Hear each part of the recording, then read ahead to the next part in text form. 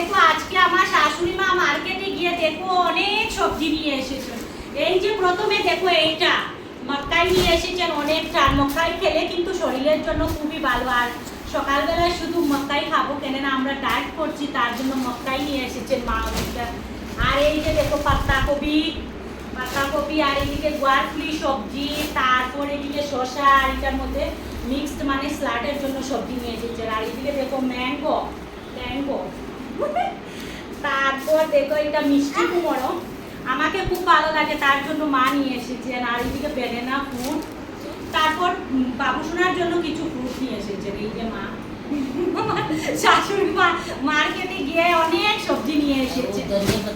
আর এই যে দেখো ধনিয়া পাতা। বন্ধুরা, মা কিন্তু বাজারে গেলে কিন্তু অনেকটা সবজি নিয়ে এসেছেন। দেখো এখন এই সবজিগুলা কি করব বন্ধুরা, তোমরা যদি সামনে থাকে তোমাদেরকে দিয়ে দিলাম